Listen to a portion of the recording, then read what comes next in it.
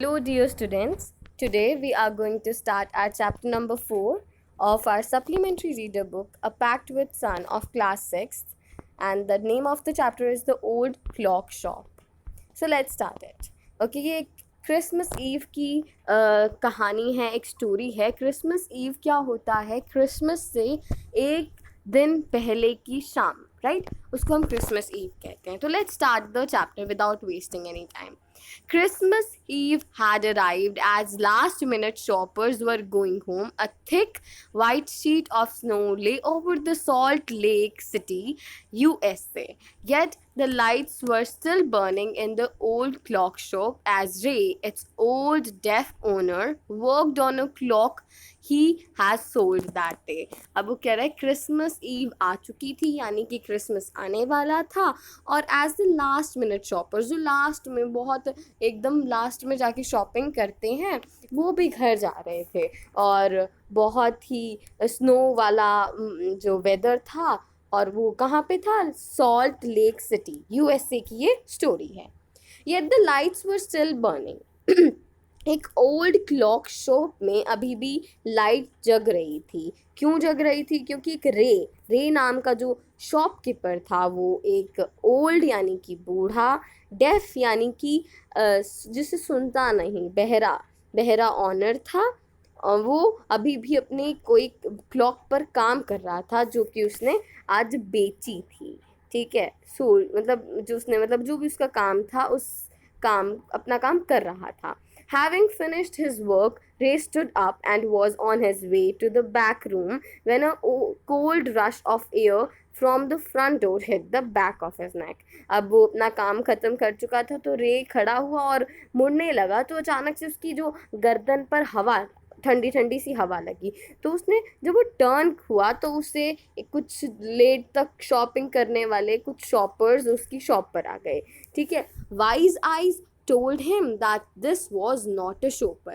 अब जो उसकी वाइज यानी कि इंटेलिजेंट और समझदार आंखें थी, एक जो उसको एक्सपीरियंस्ड आंखें थी उसकी, उसने उन्हें बता दिया, उन आँखों ने उस रे नाम के शॉपकीपर को बता दिया कि ये शॉपिंग करने तो नहीं आए. He saw two man, one in his 20s, the other closer to 50. मतलब कि उसने दो आदमी आए उसकी शॉप पर, एक तो 20s की एज के अंदर था और एक 50 के आसपास का था. जो यंगर मैन, जो 20 की एज का था, वो दरवाजे पर ही, डोर पर ही खड़ा रहा. और जो बड़ा यानी 50 की एज का आदमी था, वो काउंटर पर आया और उसने कोई with no sign of friendliness in his eyes. अब उसकी कोई उसके भाव नहीं था दोस्ती का उसकी आइज में. वो सिर्फ एक सिंपल बड़े रूड से तरीके से उसकी काउंटर तक पहुंचा. Ray was able to hide his growing fear as he slowly pushed a note pad and pencil across the counter. अब रे जो है वो उसने अपनी डर को छुपाते हुए एक नोट पैड और पेंसिल जो है काउंटर के पास रखी. He smiled at the unfriendly face and then pointed to his ears and shook his head from side to side. अब उसने उस मैन को एक जो अनफ्रेंडली फेस यानी कि जो मैन था, उसको एक स्माइल से पास की और उसे अपनी ईयर्स के ऊपर पॉइंट करते हुए, ईयर्स पे हाथ रखते हुए, और उसने अपने सिर को हिलाया कि मैं सुन नहीं सकता. A quite look of surprise change the man face as he studied the note pad. और जब उसने नोट पैड को देखा और पढ़ा, तो उसके जो फेस पर एक सरप्राइज आ गया. Then turned and said something to his friend. और फिर वो अपनी फ्रेंड की तरफ मुड़ा और कुछ बोला. Ray used the chance to look closely at the man, paying attention to the shape of a gun and a restless hand in the man's right coat pocket. अब जो रे ने उसी टाइम क्या किया, मैन को ध्यान से देखा और उसने एक गन की शेप की कोई चीज़ देखी, और वो जो कि मैन जो है अपने वो राइट कोट की पॉकेट में हिला रहा था. Anger boiled within him, but it was kept down by the inner voice that said be still. He wrote, मतलब कि अब वो डर गया और बहुत गुस्से में था, पर उसने अपने आप को शांत किया और उसने क्या लिखा? He wrote on Ray used, okay, So be still, he wrote on the notepad. May I help you? For the first time, the older man looked directly at Ray and smiled, a cruel, mocking smile. अब उसने वो शांत होते हुए उसने लिखा notepad पे कि क्या मैं आपकी मदद कर सकता हूँ, मे आई हेल्प यू. पर ओल्डर मैन ने क्या हुआ, रे की तरफ देखा और हंसा.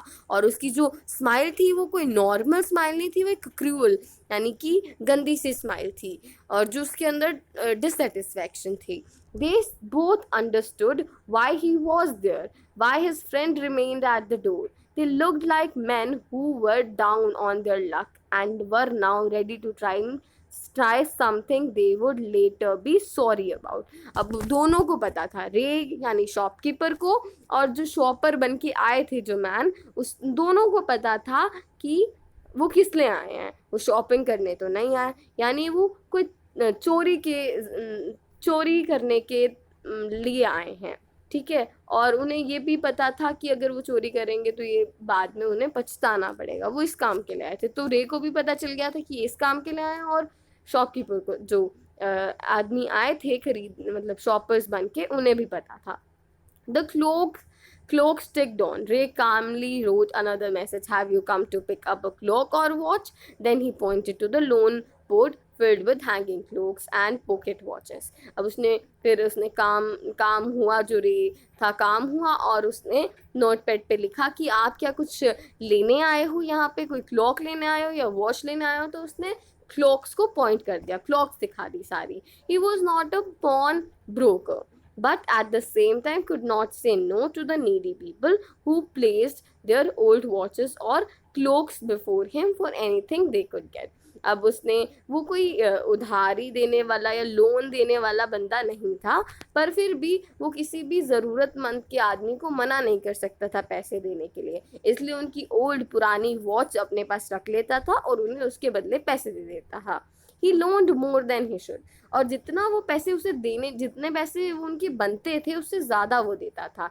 They would be there when the owners wanted them back at the same price he had paid with no interest. और फिर जब उन ऑनर्स जिनको रे पैसे देता था उनकी वॉच के बदले में, वो जब उसको वॉच रिटर्न कर देते थे तब वो उसे उन्हें वापस उनकी जब उन्हें पैसे रिटर्न कर देता था तो जो रे है उन्हें उनकी वॉच रिटर्न कर देता था और उनसे कोई इंटरेस्ट भी नहीं लेता था. Then the older man seemed to feel a little easier, took out his hand from his pocket and quickly looked at the watch on his wrist. How much will you give me for this? The man wrote. अब फिर जो older man था यानी जो shop पे आया था, shopper था जो, उसने क्या किया, वो थोड़ा सा अभी इजी हुआ और फिर उसने अपनी पॉकेट से अपना हाथ निकाला और उसके हाथ पे जो रिस्ट वॉच थी उसने उसे दिखाया और नोटपैड पे लिखा कि आप इसके कितने दोगे. रे noticed a little shame in the grey eyes looking at him. The watch was nothing special and yet had great powers. It was something to exchange a way out of bad situation. अब जो रे था उसने जो man था वो 50 की as का मैन था, उसकी आंखों में थोड़ी सी शर्म देखी, शेम यानी शर्म देखी.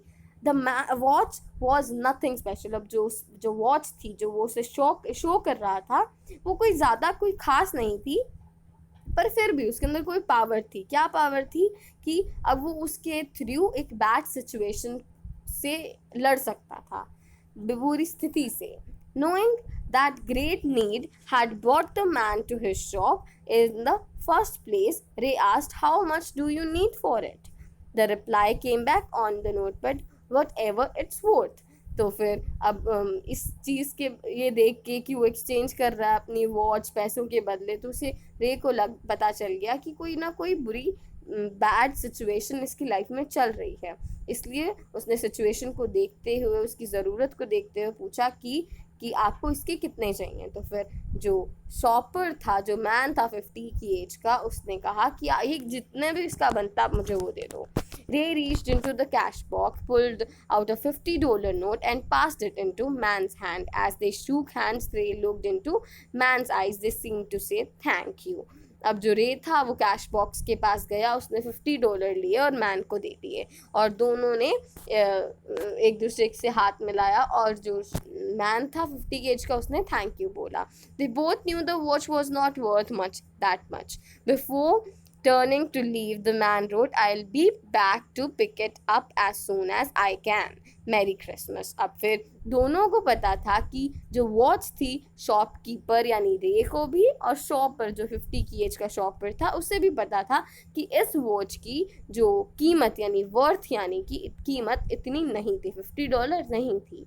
बिफोर टर्निंग टू लीव, अब वो जाने से पहले जो मैन था 50 की एज का, उसने क्या कहा कि मैं आकर ये वापस लेकर जाऊंगा, और merry Christmas. The little story ended on a half hour with the clock striking all together. अब रात के मतलब आधा समय बीत चुका था, और जो क्लॉक्स थी वो आवाज़ें करने लगी थी. The timepieces, which had been looking on silently all the while, rang out the time with such feeling that even Ray thought he could hear them. वो टाइम ऐसा था, इतना साइलेंट टाइम पर भी उस टाइम आवाज़ें हो रही थी, जो क्लॉक्स की आवाज़ थी वो ऐसी लग रही थी रे को ऐसा लग रहा था कि वो सुन सकता है इन आवाज़ों को, जबकि वो डेफ था. Their sweet musical message was filled with hope. और उनका जो एक मैसेज था, स्वीट अच्छा सा म्यूजिकल संगीत में जो मैसेज था, वो होप यानी कि उम्मीद से भरा हुआ था. The timeless message of peace on earth, goodwill towards all, was felt by the three men who stood in the old clock shop. और वो मैसेज क्या था, वो एक पीस का यानी कि अर्थ यानी धरती पर शांति का मैसेज था, गुडविल टूवर्ड्स ऑल सबके लिए अच्छाई का मैसेज लाया था. और वो मैसेज वो तीनों लोगों के द्वारा सुना जा रहा था. वो तीनों लोग उस मैसेज को फील कर पा रहे थे. वो तीनों कौन? शॉपकीपर रे और वो दोनों मैन जो वहाँ पर शॉप पर आए थे. तो that's all for today. Thank you.